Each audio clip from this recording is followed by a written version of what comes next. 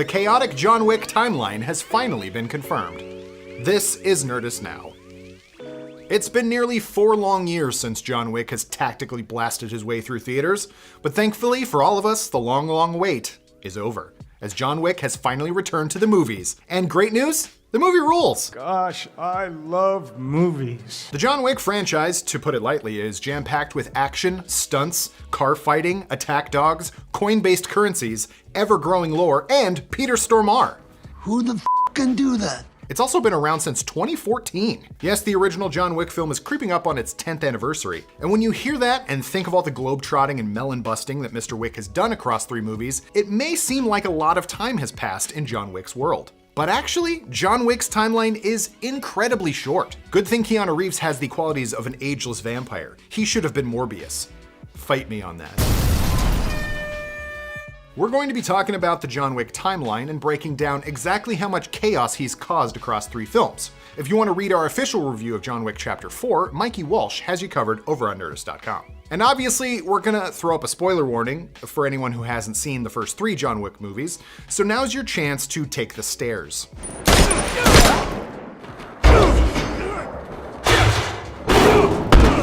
Still here? Of course you are. Or you left this playing in the background, which is also fine. Director and absolute Chad Stahelski officially confirmed John Wick's timeline and the super short in-universe time that passes from chapters 1 to 3. But he did add that there's a little room for variability. While speaking to Collider, Stahelski talked about his and Keanu's views on the timeline. Quote, "Well, we figured the first 3 movies almost happened in like a week and a half, somewhere in there. That's my version. I think Keanu's is a little different, and I think this, chapter 4, is like 6 months later. So within a year, I think it all happens.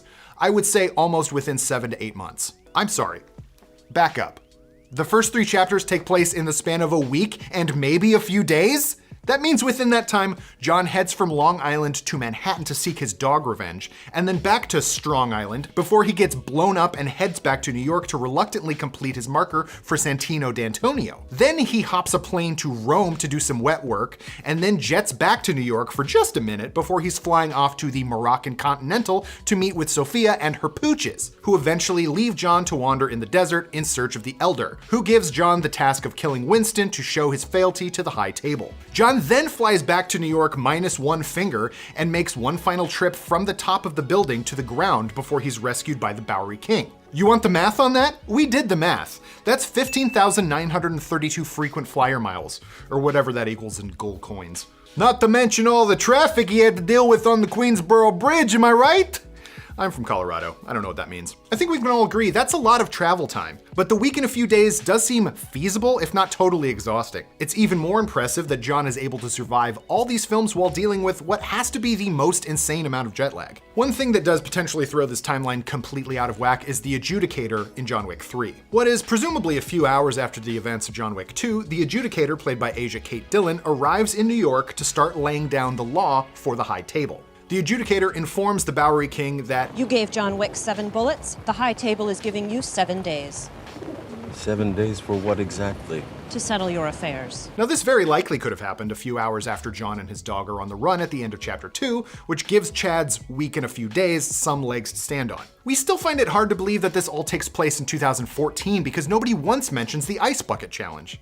It was everywhere. I just feel like somebody would have mentioned it. In all, the Baba Yaga himself has traveled over 15,000 miles, broken millions of dollars worth of glass, and according to Screen Rant, has racked up a body count of 299 bad guys, just shy of 300. Don't worry, he breaks that record in chapter 4. What if he only killed 1 person? That'd have been something. Will John Wick continue to be the most efficient plane sleeper in the world of assassins and crime families? Well, the good news is you don't have to wait long to find out. And if you want to hear more about John Wick Chapter 4, we have an interview you can watch with director Chad Stahelski, which you can find in the description down below. But tell us, what do you think? Does the Week and Change timeline feel possible to you? Who is your favorite character in the John Wick universe? And why is it 0?